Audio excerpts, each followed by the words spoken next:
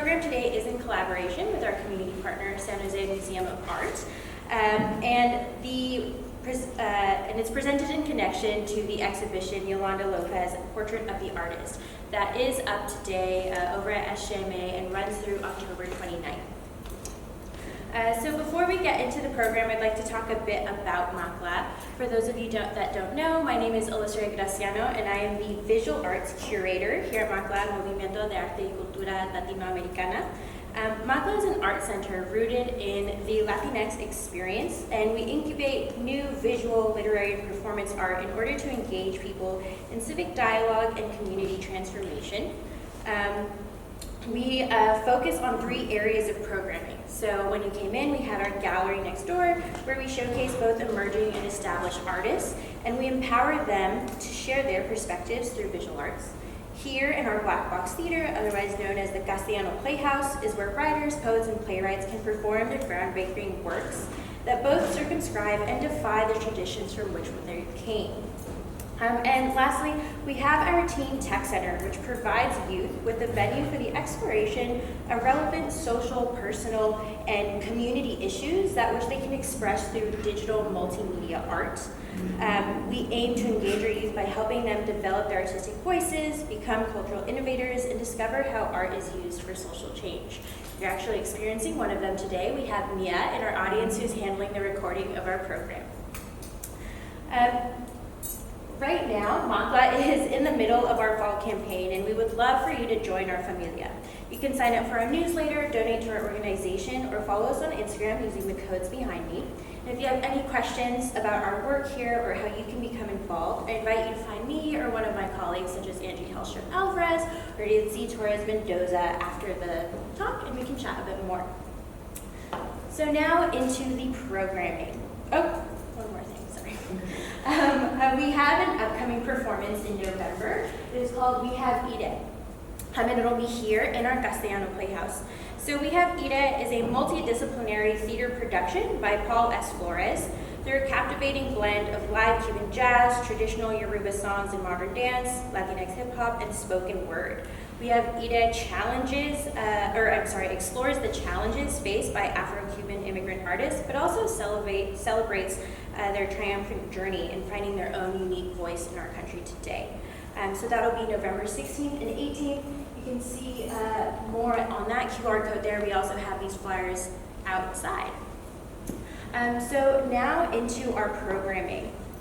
So many of you don't know, with the beginnings of MACLA dating back to 1989, our first exhibition in 1993 was actually of Yolanda López. She had an installation, Cactus Hearts to Barbed Wire Dreams.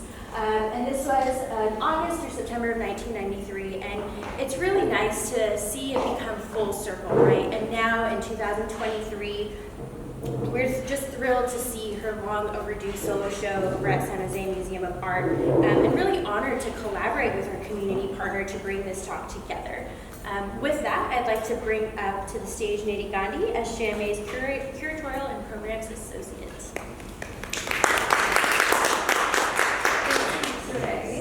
Thank you all for coming. I want to thank you all on behalf of SJMA for attending this program. We have been really excited to work with MACLA, especially since MACLA gave Yolanda one of her solo exhibitions in San Jose. When we got the opportunity to bring this show from San Diego, we were thrilled knowing the role that Yolanda López has played in the Bay Area community as an artist and activist and mentor. The show in San Diego and the show that we have in San Jose really emphasizes some of the origin works that really came to develop her strategies, her themes that underlie her work for the rest of her career through the 90s, 2000s, and until her passing in 2021.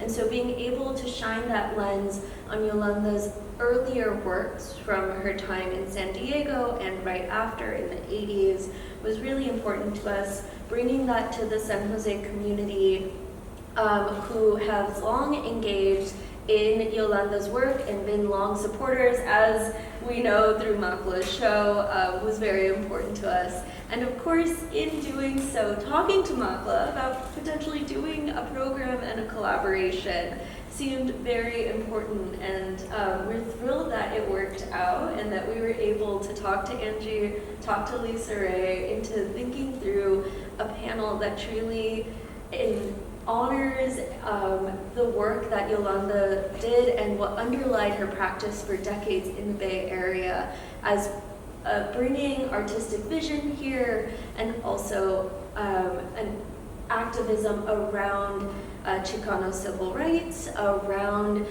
women's rights, around community organizing.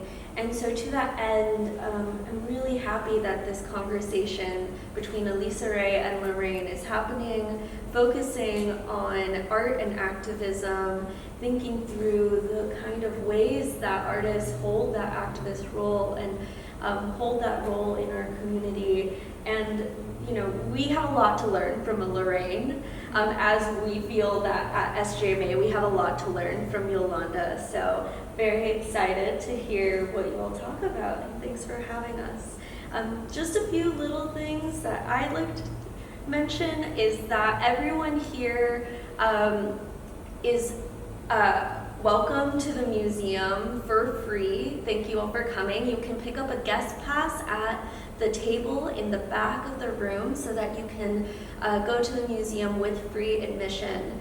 As well, we do have 2 upcoming programs before the show closes at the museum that we'd like to highlight. One is happening next Friday, October 20th, with Voices of Silicon Valley. They're doing a performance tribute to Yolanda López. And then we have our Community Day for Dia de los Muertos on Saturday, October 29th as well. It's an all-day event, free to the public. So we hope that you might come over to the museum before the show closes with that guest pass that you can pick up at the back table. And yeah, I'm gonna hand it back to you. Thanks, Nidhi. So today's talk, Activism Through Art, is with Lorraine Garcia-Nakata, and I'm gonna read a bit of her bio before she comes up here.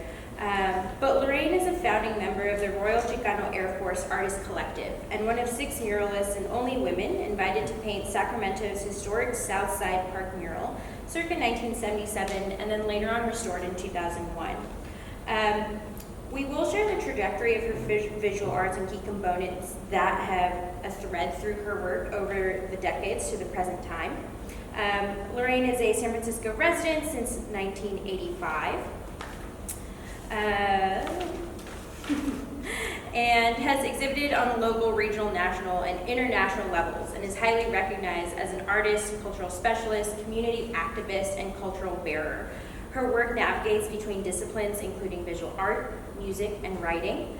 Adept in a range of visual arts mediums, she is noted for her large-scale drawings and paintings, as well as her command in mixed media, printmaking, installation work, ceramics, sculpture, and photography. Please help me welcome to the stage Lorraine Garcia-Nakata.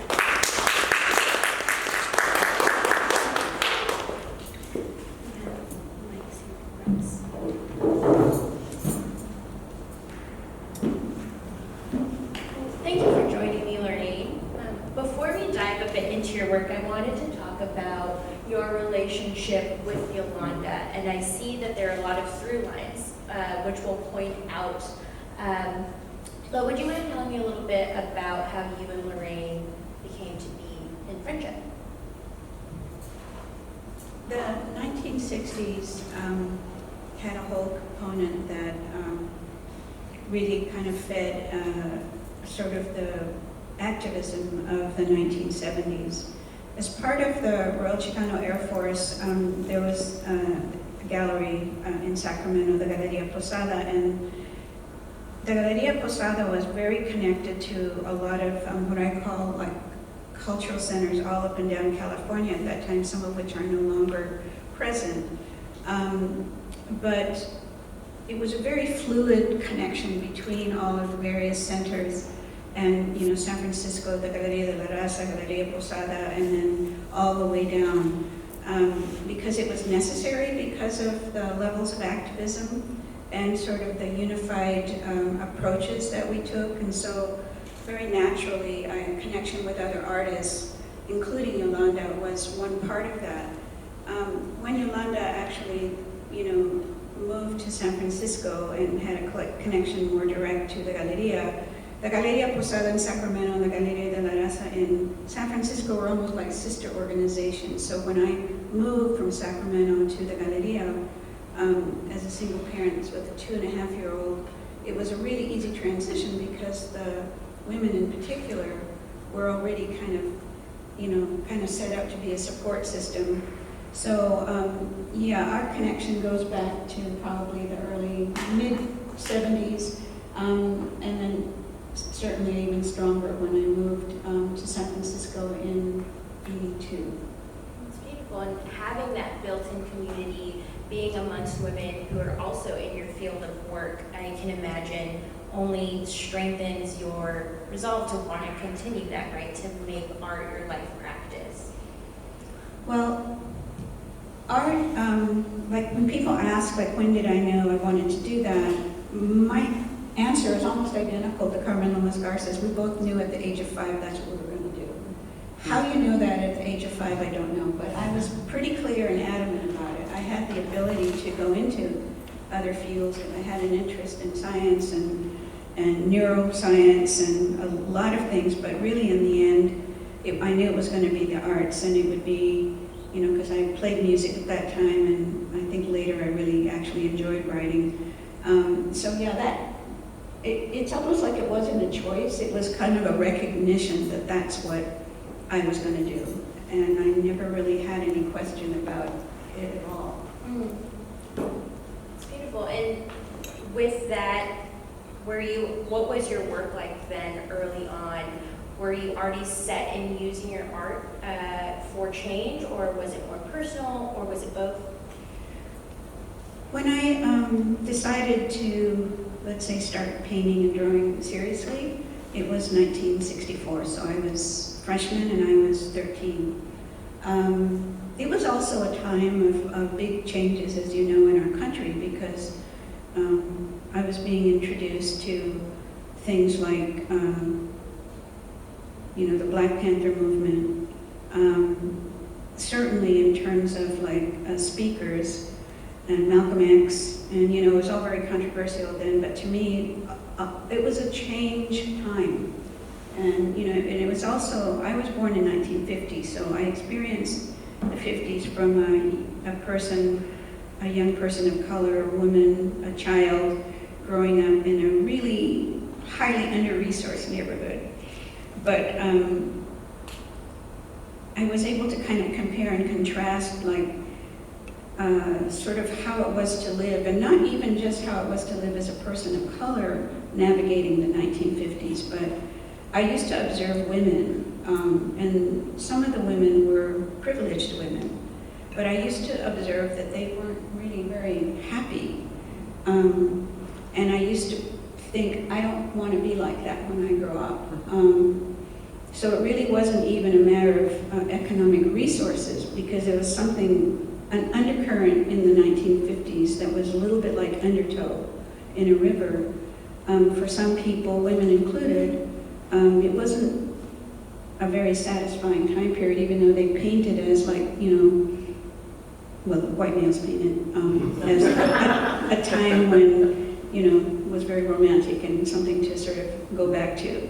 That's why it's not a coincidence. I've been watching over the course of decades the move to kind of default back to what I used to term as retro racism, when it was brought up in different ways, going all the way back to, Pete Wilson, Reagan, I've been watching this sort of progression of trying to make desirable things that were in place in the 1950s.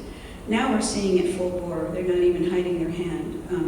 Banning books, women's ability to make decisions about a whole range of things, including their bodies, and really just wanting to default back to some things that I find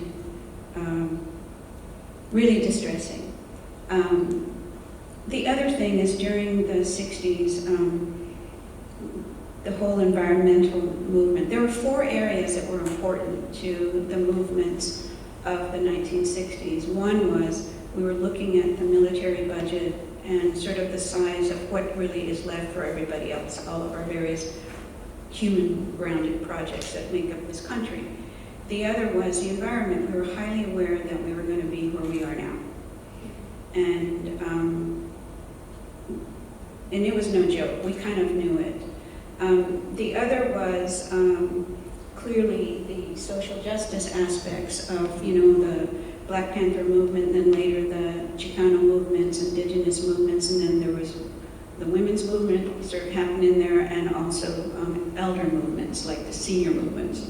So they all basically took their cue from the Black Panthers. So I've always said you can't really talk about the Latino Chicano movement unless you start by talking about Black Panthers. And that always used to, on a national level, when I would talk, people would kind of sit back and kind of like, okay, how does that work? And then I would unpack it. And so all those movements were in progress. And so as a young person, I was living in the Marysville area, Central Valley, and I used to hitchhike with my good friend, Gloria Rendon, to San Francisco, and I'd tell my mom I'm going to Gloria's for the weekend, which was true because I started there, and then we hitchhiked out of Woodland and we would come every weekend. But what it did was it really opened up my head about what was going on outside of even being a high schooler. Because you know how we say, oh, people act like they're in high school? Well, there is really something to that. But I was able to kind of leave and come back to that, but my head was really shifted and changed. And so I was able to go to a lot of what they would call be-ins or discussions where people would share ideas. And they're a lot older than me. They were probably maybe 25, 23 at that time. And it was in such a way that you could go down, let's say, Haight Street or something, and there'd be a door that would open, and you could go inside and sit. Usually people were sitting on the floor having a discussion, and I was like so young, I was kind of going into audit because I really was too young to have anything to say. But I would listen to conversations, so it was that kind of a dynamic that maybe only lasted 2 or 3 years before a lot of people started to come to San Francisco, and then they thought they were believing media about it was like sex, drugs, and party, and it wasn't that at all. So you could go in and sit and hear, or you could go to the concerts that Bill Graham did, and he had always like a speaking component in the middle, which right now we would call an educational component to the performance. And I was able to hear speakers, and I remember probably the most memorable was, everyone's at Golden Gate Park, and it's completely packed all around the audience, and then they would invite the Black Panthers up, and then there would be maybe 6 or so people that were part of the Black Panthers, and so people just kind of parted like you part water and allowed them to go up, and then, I would listen to what they had to say firsthand.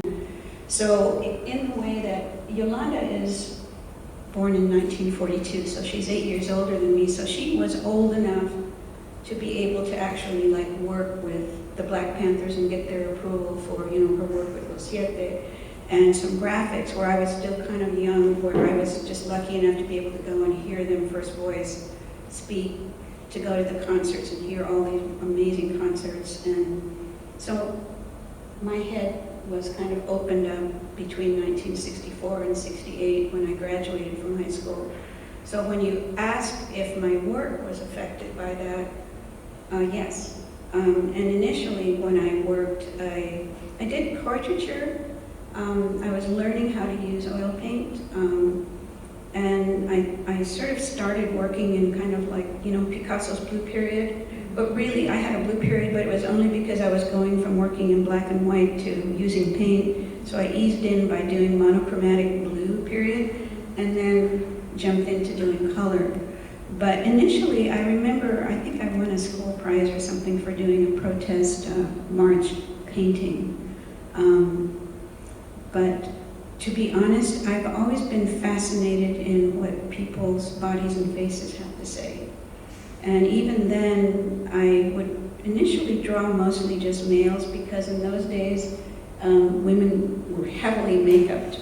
so you couldn't really see who they were, and I was working from like magazine, like drawing. And so the reason I did men was because they weren't wearing makeup, and so I could really see their face. And then later, as the 60s happened, people actually didn't wear makeup during that time period. So I was able to see their faces, and then my focus has been primarily female imagery.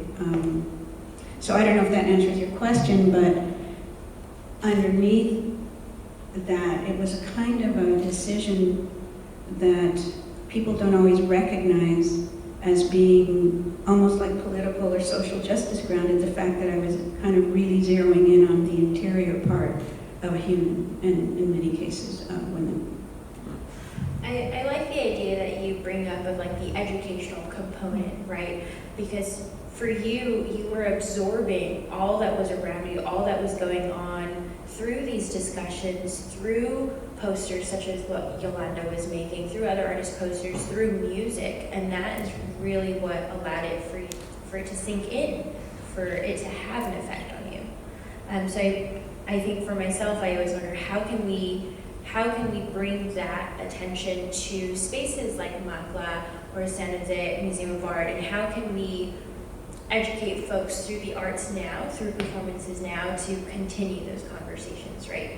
I think it's a different way of learning than opposed to sitting at a desk at school. I'd like to say something about the word educate, and certainly in terms of educating someone, because I really don't really use that term so much, because the way I've developed education programs is that we develop things so that I'm not the holder of all the cultural information, but we set up, like Amaya kind of attributes the use of the word reciprocity when I introduced it to her many years ago. So we engage, even here, it's not just me speaking to you, I'm actually kind of paying attention to who you are and your presence and what you are giving back to me as I'm speaking. So reciprocity is sort of a give and take. And I, in the process of maybe delivering what I'm delivering, what we're doing with each other, is creating,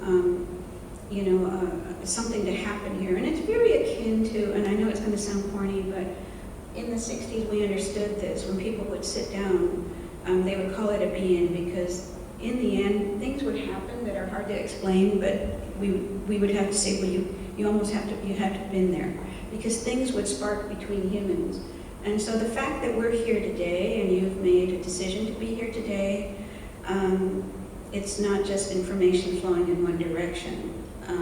Even as I'm speaking, it's not information just flowing in one direction. So I just wanted to kind of say that, because that's kind of grounded in my whole philosophy around any kind of education program and any kind of interaction that I have.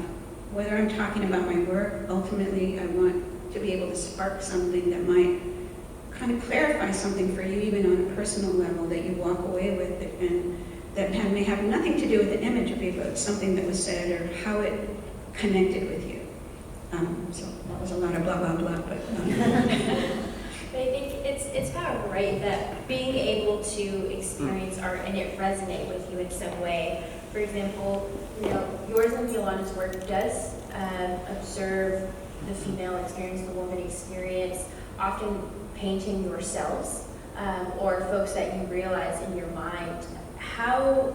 For you, how does that attribute to your first voice? I know you and I have talked about first voice a lot, so why is it important to you to bring that out?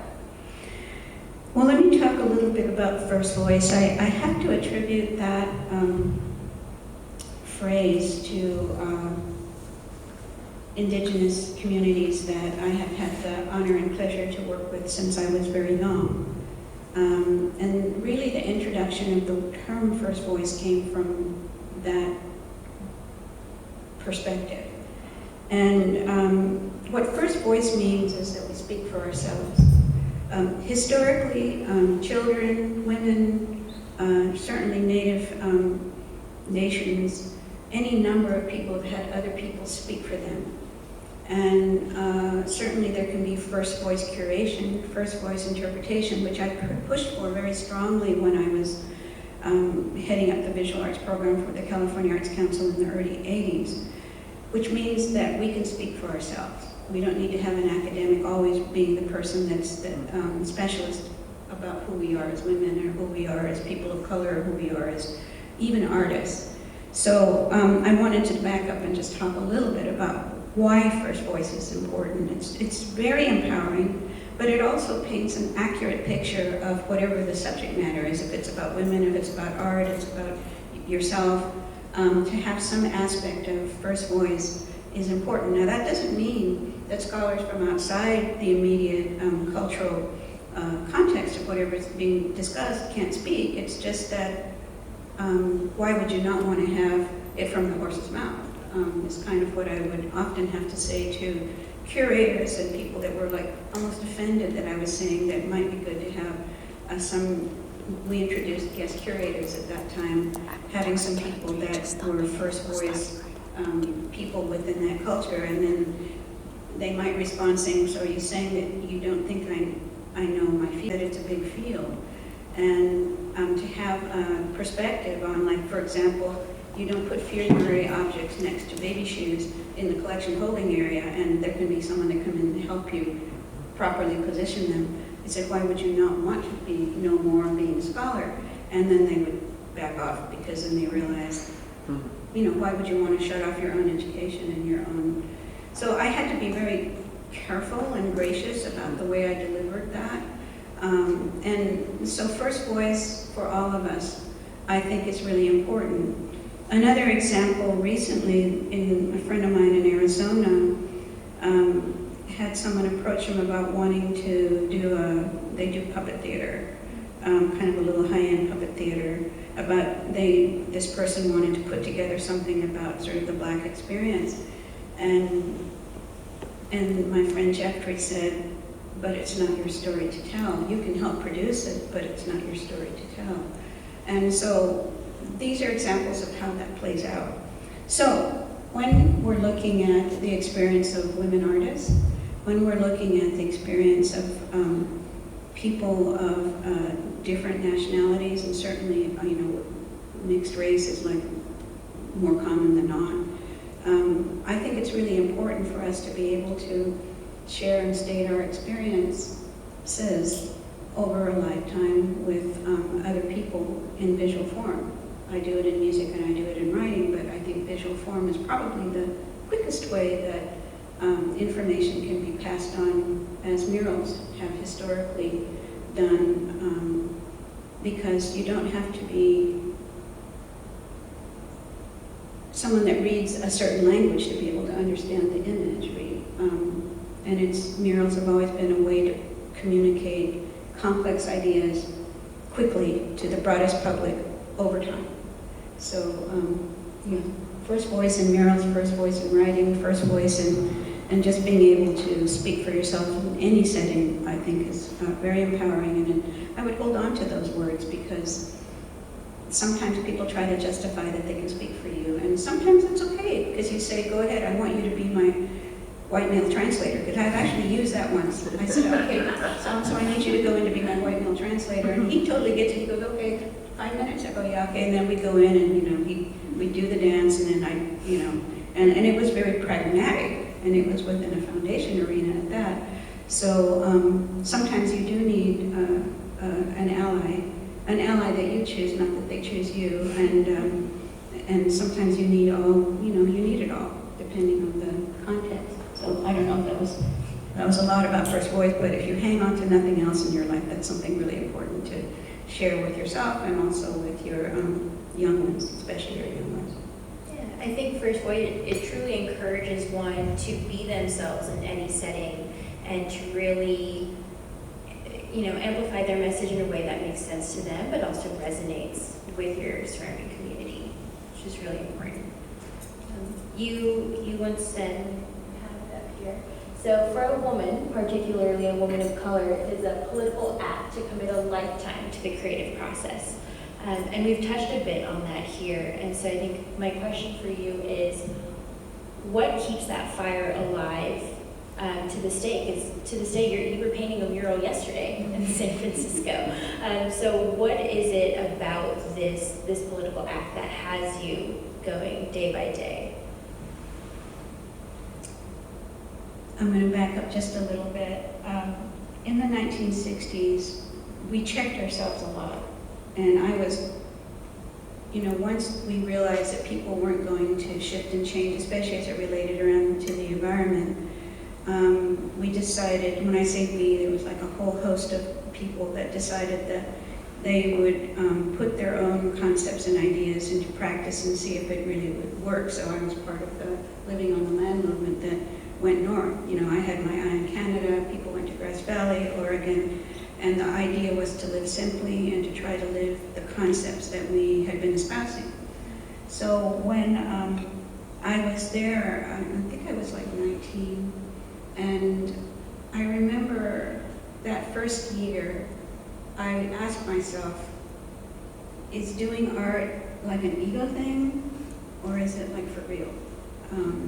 So I did this thing where I did not do art for 365 days. So I learned how to can, I learned animal husbandry, ride a horse, all the things that you have to do when you live in the mountains, where the best berry patches are, all of that. And, you engage like your other mountain women that took 2 years to engage me because they said to me later, we wanted to make sure you were going to stay. So after a year, I started doing work, and then I realized that all these ideas, it's just like, I think I spent a little time coming to Sacramento and with the RCAF, and it was like I vomited up all kinds of work. I was doing ceramic sculpture, paintings, drawings, casting, acrylic, and then I realized that it's for real. It's something that I not only want to do, but I have to do. So I never again questioned, even when I would have dry periods, I would say that to other writers or creators that, those are like automatic, like pause period that your work will ask you to do, and not to be worried about it because it's not like you're losing anything. All those ideas are still churning. So when you start, it's just going to like a whole bunch of work is going to spill out. And so I knew at that point that it was something I had to do. And it was also something that was grounded in not just the exercise of painting or, learning welding and learning ceramics and teaching ceramics and all the technical stuff you learn. I learned a long time ago that it's kind of like how people will keep a journal and you go back and you read it. It actually was a kind of a beacon for helping me to understand what's going on exterior, but also my interior. And it usually at the end, even if I didn't know what was happening as I was painting or drawing, it always tells me something I need to know. And so I've just gotten so I trust it. If it doesn't happen right away in a few days, it'll tell me like, I'll sit with it, and then all of a sudden it's like, oh, okay. And so it really was like a compass of sorts. And so as the world and my own personal life might have had challenges, it would register certain things. So it really applies to, our external worries within the community and then within the world, and certainly we've got a lot of those that we're looking at now. So really it was a vehicle for being able to unfold oneself in this manifestation and try to live your fullest self.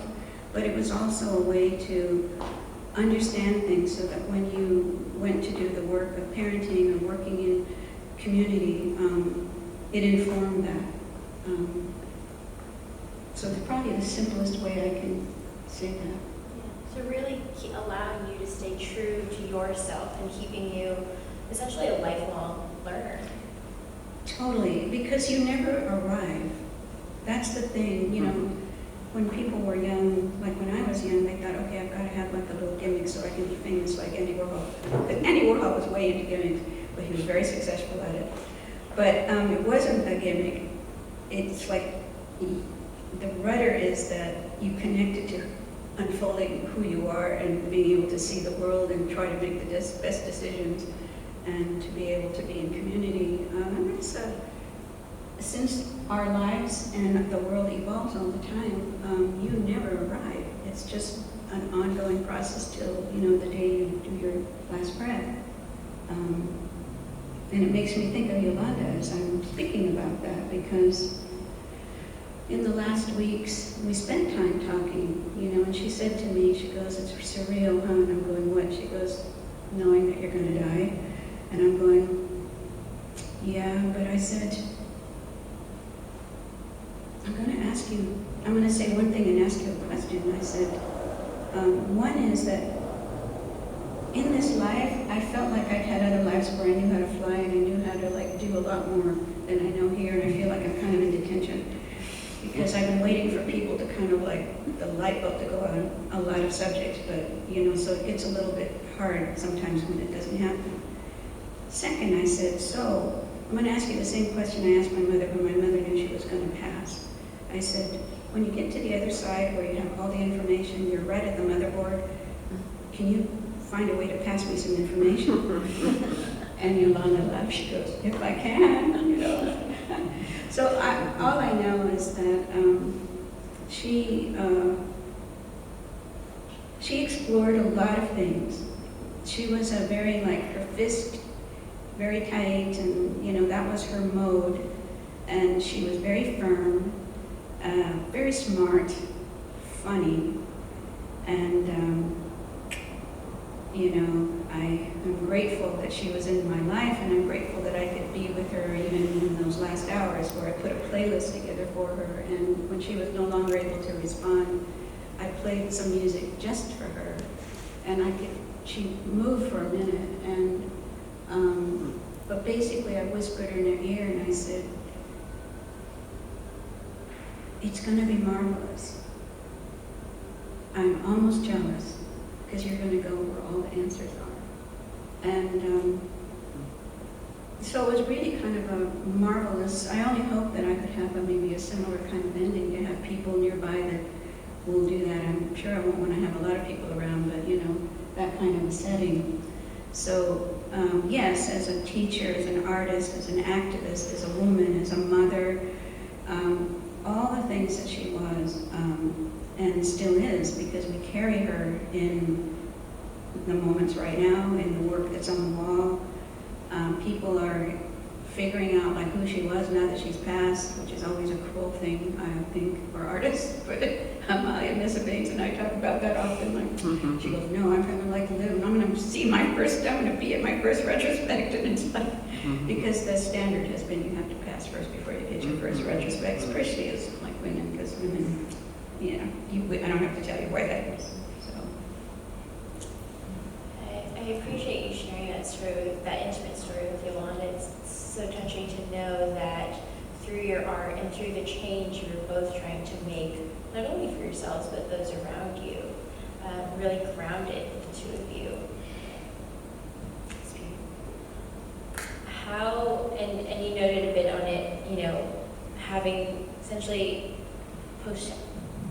having to wait for that solo show, wait for your flowers kind of till the end of, quote unquote, the end of one's career or life practice. With your work today, how do you hope to help change that narrative? How can we work as a community to make sure that that is no longer the case? I'll answer that by backing up just a little pinch. I know that we talked about the fact that, my work doesn't let me off the hook. I could I'll get angry just like everybody else, children at the border, all the way back in the 60s when, you do a rally on environment, and the next rally the next day about Vietnam, and everybody's leave all their junk the second day. You're going they realize people are very the attention span is short. So, I realized a long time ago that art is kind of a vehicle for making things change. Some things will change more quickly and some things will change more slowly. But I also realized that I've always been really interested in the human factor, that internal part of humans, So when I would get angry, just like everybody else, at things that happen in our lives or the world, my artistic process kind of pushes back saying, okay, that's good, but what does it look like after you get what you need? what does it look like and feel like after the fight? And I began to realize that, you know, I've always been really fascinated with human stuff, especially in history, Mexican Revolution, French Revolution, Russian Revolution, and, you know, people stood up because they were ultimately fighting for human rights and social justice. But what I noticed is that in our own revolution, what I noticed was that because they didn't have the ability to envision what it looked like afterwards, ultimately they just almost recreated another version of what was there before. You know, the patriarchy, the imbalance in wealth, the ignorance about like the earth, and you know, people of color are not like master-servant colonial dynamic. All of that would return. So I began to realize that as I'm doing my work, it would kind of push back and make me work a little bit harder and kind of ask me, so what does it look like? And so you will see things that I paint that are called Claiming Joy, Precious Wisdom, you know, referencing native thought, Considering, you know, I have a mural that I did of a man with his back slightly turned, but he's looking in this direction.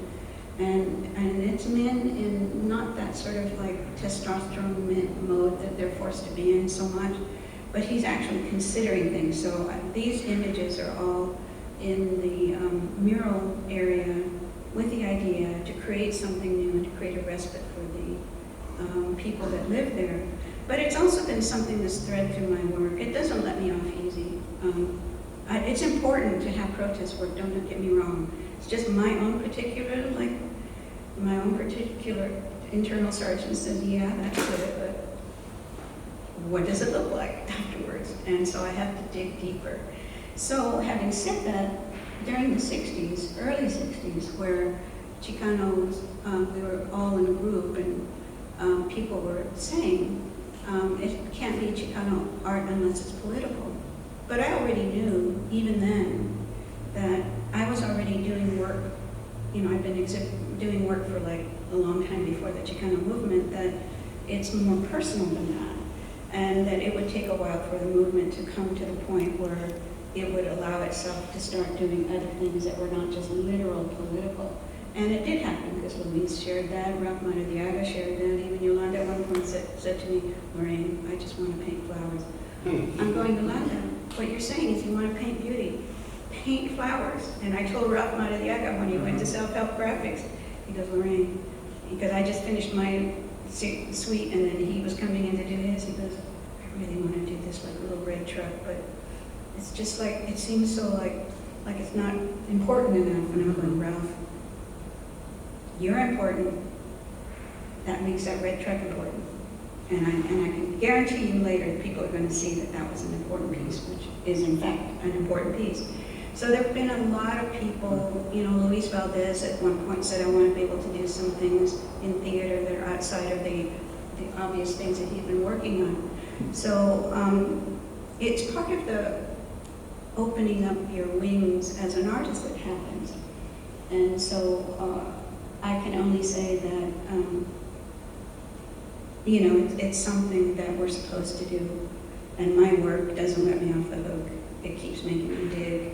And at this point, you know, I mentioned, I think that, you know, my birthday's next month and I'll be 73, but really it means I'm finishing my 73rd year. And at this point, what I finished with, you know, the talk I gave in Sacramento at the Kingsley recently at the Crocker, was really in the end, I just want to be fully manifest. You know, we've got stuff coming at us, we're worrying about the environment. You know, the thing that's happening in the Middle East right now is distressing on a lot of levels. And in the end, you have to find a reminder that each of you came in this life to do something unique to you. And we knew it before we were born, but then the cool part is that we have to figure it out once we're born. It's like really annoying. I almost wish that, like, okay, I said I'm going to do this, okay. And then you can just start, but it doesn't work that way. So at this point, everything I do, I want it to have some kind of human connection, and I want to be fully manifest, which is why I decided to take on this 4-month mural project with 7 original murals that I'm knocking out. But it's a gift to the residents. And it's also long after I'm gone, I just want to be able to leave them with some sense of be able to have a space to reflect, a space to be able to see beauty, a space to see a woman, black woman in her joy, claiming joy. And if I leave nothing else, then that's okay. For me, that's part of what I guess I'm supposed to do in this life. But it also did mean I was left out of a lot of catalogs, because my work in the old days were like, I had people say, well, your work doesn't look like Chicana art. Yeah. And I would turn and say, what does Chicana art work look like? And then they catch themselves and they go, So it's just like I've been kind of over on the side, which is why I'm really glad when I see, yourself and other young curators, scholars, writers, understanding that we have to make room to understand and reclaim our joy. And it isn't selfish. It isn't selfish to be able to do your work. I even had a musician who's a great musician tell me, I feel like selfish when I'm playing. I'm going like the lead. Get over it. It's your responsibility to create the work, because it actually changes the chemistry of everything we're feeling. So the little people up there, the doorknobs, and they're saying, when you finally play, they're going, oh, finally, he's doing it. Okay, now we can, it shifts the energy of the world that we share. So it's not selfish. And certainly not selfish for women. We can still raise kids, hold down jobs, and we find and make time to do our work. We're tired, but we still find time. But, like Angela Davis and Bell Hooks and Maya, myself, and all of us have said, at this age, you pick things that are, you pick your fights, and also you pick things that you really want to do. Because part of what we're, I guess, here to do at this point in our lives is to pass on information so that you guys have flashlights to kind of meander through the work that you have to do. So it always gets very philosophical at me. So. Well, I want to back up a bit with what you said of, the painting of the red truck not being important, because I think that really grounds us in the idea of being human and the idea of each having a perspective, and that red truck being up on those white walls and somebody coming in and saying, my abuelito had that red truck, or I have that red truck, but being able to recognize yourself in a space where you didn't expect to, I think, is something really beautiful to leave behind, even with your murals, of somebody being able to walk down the sidewalk and say, that's me up there. I think for myself, but I also think for me, that's such an important piece with artwork, right? Of that recognition. When it's not about us, but it's about us. It's a political act. It was a political act for him to do that. Just like it's a political act for women to commit a lifetime, because we're expected to, like, we go to school and all this stuff. Like in the 1950s, they go to school and then they go to university and then they would meet a thing and then they give up their whole lives for raising children and a husband and a house in the suburbs. But it was a political act for Yolanda to say out loud, I just want to do flowers. And I'm like, then just do flowers, Yolanda. You're Yolanda López. They'll be Yolanda López flowers. I go, there are whole famous artists that do flowers, So it was like, I don't know how many people I've given permission to that are like kind of well-known people, like, do the red truck, paint your flowers, write that script that has nothing to do with just a political situation. Yeah, and it ties back to our identity, right? Because with your hand, those flowers are inherently Chicano. They were made by you. So it is Chicano art. And the other thing is that, I'll say something about beauty. It's really hard to create beauty when you're being challenged or under-resourced, but it is one of the things that I have learned, whether it be through Carlos Castaneda's books, Don Juan, and reading books like Clarissa Pinkola Estes, The Red Shoes, or any number of books that I've read. In the end, the ability to be able to create and see beauty is, it's very similar to when you sit and you meditate. It's a particular kind of energy that's very powerful. And, you know, I have been painting all these ideas while at the same time I had some interpersonal static happening. But, you know, I realized through, you know, just the knowledge that I've been glad to have that you paint through that. You still go on and you still paint beauty, you still paint joy, you still paint, you know, things that are meant to be a respite. And it's not easy. It does take a lot, like double the energy, but it's very powerful to be able to turn the light on in a room, and joy does that. It takes a lot of energy, but I don't know how else to be around that. What practices have you developed to keep yourself from overworking? Retiring, for one. Paying for my children to get through school and times. It took a minute to kind of arrive at that, because as long as you have children, you have to be very on. And at the same time, if you're creating art, doing community practice, and then you're holding down like a major leadership job. But early on, I think in the 60s, you learned about just envisioning. You know, meditation allows you to be able to envision what you really want, and so what you would like to see happen.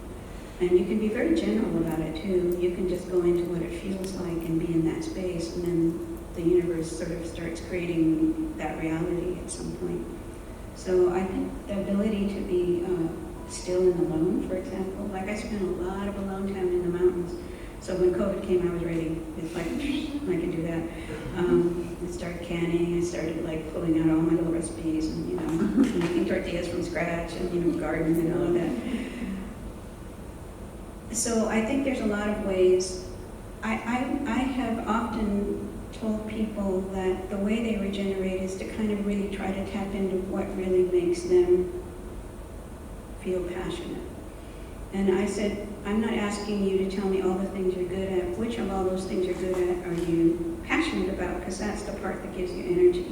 So just pick that and do that along with everything else you're doing. Because that's going to be really important to be able to sustain your energy, to sustain your perspective.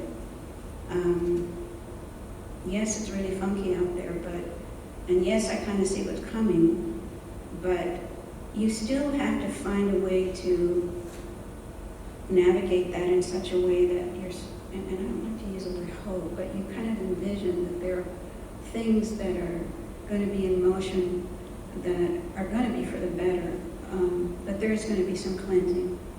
I mean, we saw that with COVID. That was the beginning of our having to really be with ourselves in a way that people aren't used to being. And, you know, I think a lot of people made some shifts during COVID in terms of like whether they wanted to really have to go into work and because they're working just fine from home, or even how they're working with their children. There were a lot of changes, or in my age group, there are a lot of women that just like let their hair turn gray, and I'm like, oh, finally, let it turn gray. They go, oh, it's so easy again. I got a lot of Marilyn Monroe platinum blonde friends now, you know. So there are some shifts coming, but I think if we can just kind of be true to like what that little thing is that each of us has that we really want to do, and you know, really in the end, you all know what that is. And you say, oh, it's impossible to start that now. It's like, no, not really.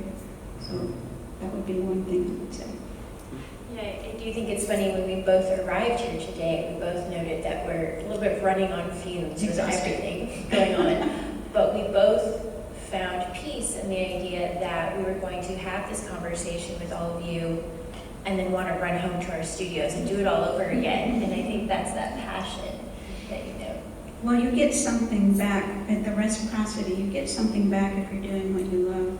I also want to share with you, since we're all here in a dark space, which is kind of interesting. I had Elsa Johnson has become a very close Navajo elder that came from Arizona to stay with me this week for a few days. And she told me about Saturday, which is today. She goes, it's going to be an eclipse. And in the Navajo way of thinking, we stay inside. We close all the windows and we stay inside and we reflect. So I thought, well, okay, I have a talk I have to go to. But in some ways, as I was sitting waiting, for this to begin, I realized that we are reflecting. We are in a dark space, kind of, and we're with each other being in a kind of a human space that I think the Navajo elders would have probably said that's what you're supposed to do. So just know that she also said that this eclipse has to do with shifts. Things will be shifting. And that was probably the biggest message that she gave me that I just want to share with you since we're all here together on an eclipse in a dark room and sharing, time and energy. So The importance of sharing space, sharing that community. We are nearing the end of this, but I wanted to ask you a bit about a couple of pieces that you shared with us today, and then open it up to the audience for questions they might have for you. But I noticed between your work, Yolanda's work, the two of you went really large scale. Right off the bat, whether, even sketches were large scale. This piece here I know measures quite large if you want to share the dimensions, but what was the reasoning behind that? well, I have to attribute working larger to Gilbert Zama, who was my drawing instructor when I really first took my first drawing class in college. And he'd have us draw like a little thing on the bush, and he goes, okay, now take that section, make it bigger. And I'm like, okay, so I pick like the leaf section, and it says, okay, now take that smaller section and make it bigger. So he began to let me see, by zeroing in on things that are not like filling the whole space, but making it bigger has a certain power, even in the way you perceive it. So I always honor him. He's no longer with us, but he was very wise in that. This piece is 7 feet by about probably 4 and something feet and inches. And this was definitely an example, I don't mean to be heavy, but this was an example of where I started out with an image of an entirely different woman, and it kept going in a different direction, and I start to go that way, and it kept going in a different direction. So I finally, after the third time, just said, okay. And then I just went with it. And then I finished it. And then I think it was like maybe the very next day I was sitting on my bench looking at her. And then it hit me, oh my goodness. And this is not a sad thing. It was like a joyful thing for me. This is my late daughter that I lost at birth, and she's showing up to tell me she's all right, and she's visiting. So even though I got tears, they were tears of joy of the visit. So this is probably one of the more profound messages that I got. And so it's called Mar, because that's what's her name. She was born on the day she was due on January 16th, and left the same day. So that's her in her full power. She just wanted to show me she was in her full power, and that she's fine. And these are charcoal pastel. Is that how you have an idea for work and you have the vision for it, but if it leads you elsewhere, you allow it to?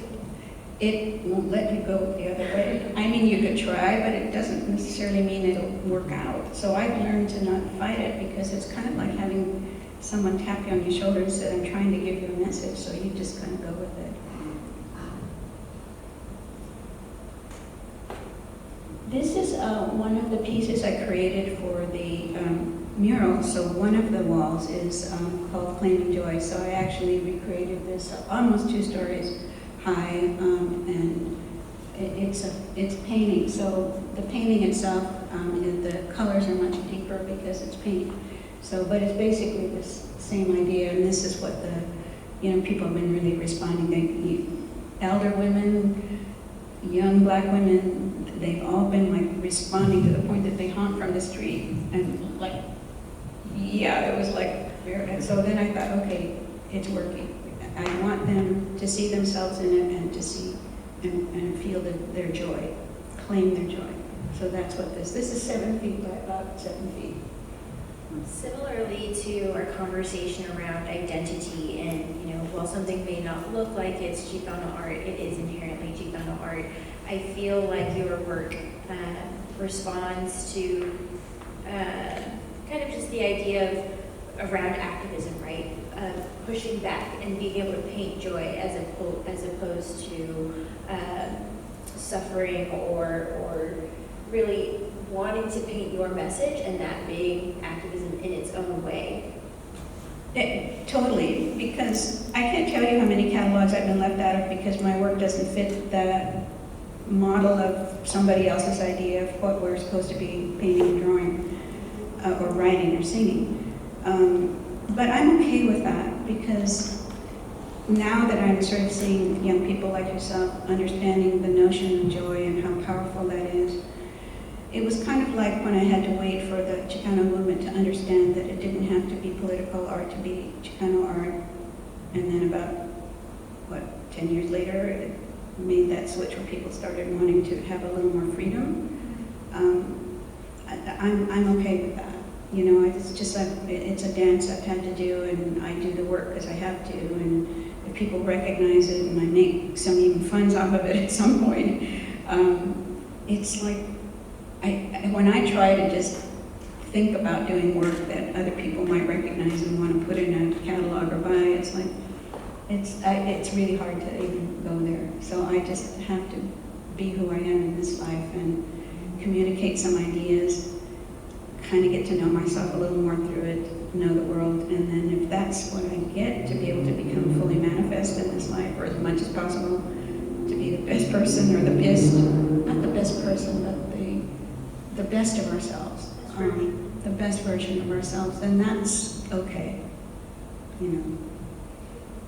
So yeah, she's claiming joy, and I always sign with a handprint and my signature, just because a handprint is very visceral, and it also, you know, people have been doing it since the caves of Lascaux in France, you know, handprint.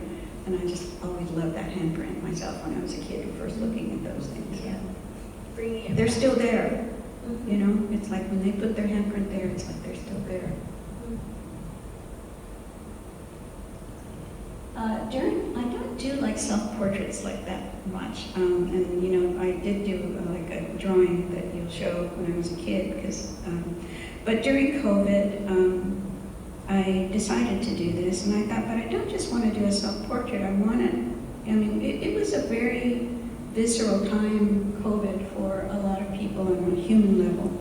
So I put the mask on because I wanted to have it mark that moment historically, not just be a, you know, kind of a self-portrait. And then the butterflies in the back represent transformation, and we all went through at least one transformation.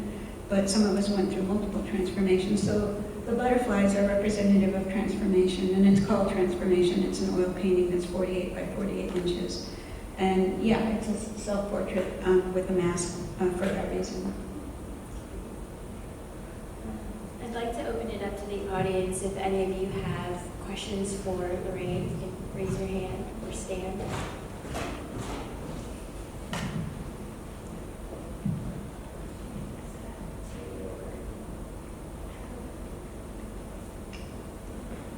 Oh yeah, that was a tomboy, big time. Yes. Hi, Alyssarhaye. Lorraine, at what age did you decide that you wanted to become an artist? At 5 years old. Pardon? 5 years old. Okay. Yeah, I was 5 years old. You were 5 years old. Yeah, I share that with Carmen López Garcia. She also decided at at that point 5. you started on your own, doing your little thing. Well, when I was 5, my mother always had like paper around, and I, you know, would draw. But it was really at 5 that I knew that's what I wanted to do. And it really wasn't until 1964, when I was about 13, that I actually started painting and drawing seriously. So it's been a while. Did you come from a middle-class family? No, not at all middle class. You came We from- were very undersourced. Okay. Yeah. An example is, we had 8 children. My mother was a nurse on a nurse's salary in the Central Valley. And in those days, yeah, we were very under-resourced. And so, for example, and I don't say this to like, you know, sympathy points, but we didn't eat breakfast because we didn't have enough food to have breakfast. So we were really under-resourced. But we ate a good lunch at school, so that's why the lunch programs are really important, because I know. So yes, thank you for that question, Alyssarhaye. It's also good to have you here. Well, the thing about it is, I have a lot of friends, and I started also from a very low-class situation. And I really worked out my way up to where I am now, and I married a very Western woman, hardworking woman. We worked together, and we accomplished a lot. And we were just working class people. But we both worked our way to where we had pretty decent jobs to save a little money and just carry on our lives. And with a little luck, I became rich. And in fact, I'm an old man now, but I still have my sense in the bank. And the thing about it is, I have a lot of friends that just like me started from nothing. And then they went to college, they have their graduate degrees, they're retired now and what have you, living a good life. So it's not impossible. That's right. I think it's, both you and Carmen are very passionate about things that you took on, your families, each other, certainly community, and you were smart to stop and break that 20 to get that one ticket at the quick stop, I love that story. Are you local from San Francisco here, or where are you from? Well, I've been in San Francisco, coming to San Francisco since 1964, and then I moved here formally in 1985 in August with my little daughter. But I grew up in the Central Valley in the sort of Yuba City, Marysville area. I was born in Yuba City. And then spent 10 years in the Pacific Northwest, living up by the Canadian border on a property of 750 acres. It's in a place called Wakanda. So it's spelled different than the other Wakanda. W-A-U-C-O-N-D-A. So I found it interesting when the movie came out and there was Wakanda, because there really was a Wakanda that I lived at. So, but yeah, San Francisco is definitely my home. I knew when I was in the freshman year that I would either live in New York, Seattle, or San Francisco.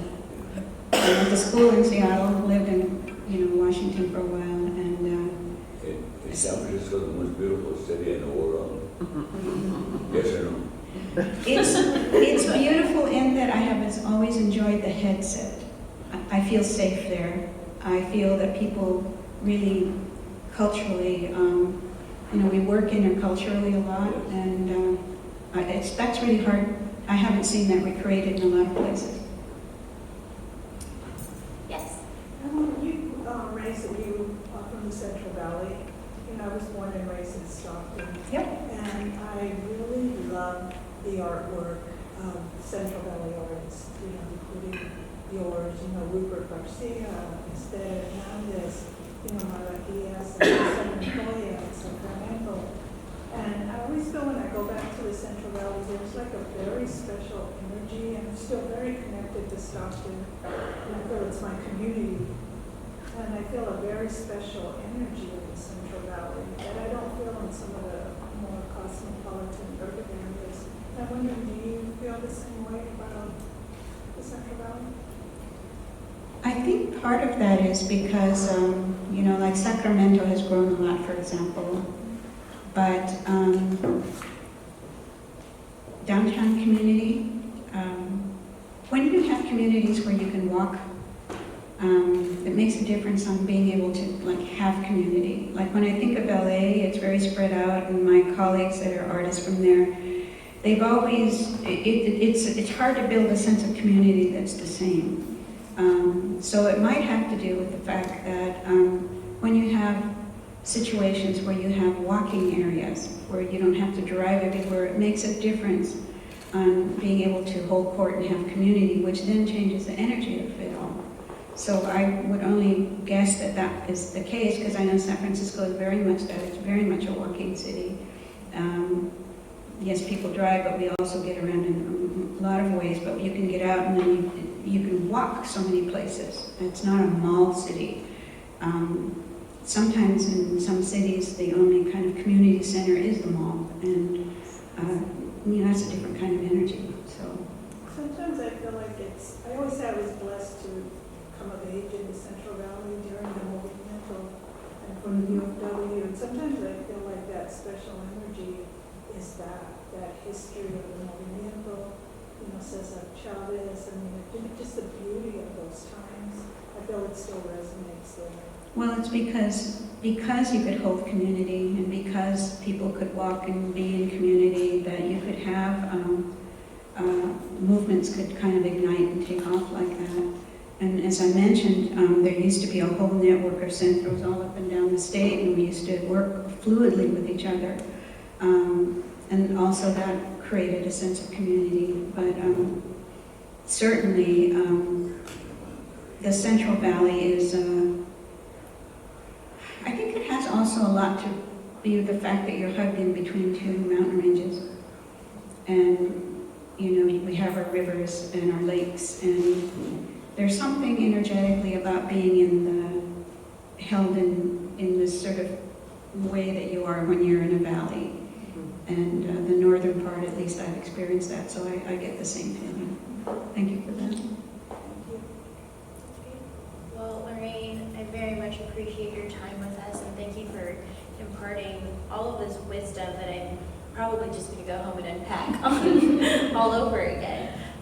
But thank you for being here. And thank you so much for inviting me and just for doing the work that you're doing. I know that you and others that are trying to kind of open up the fan on the cultural world in other settings, it has its challenges. But be sure, all of you, to find and revisit or lean in on the thing that you're particularly passionate about, even though you may think it's like maybe too late to do it. It's never too late. As long as you're standing up, walking, and breathing, it's not too late. It'll make a difference in your world and the people around you. So thank you so much.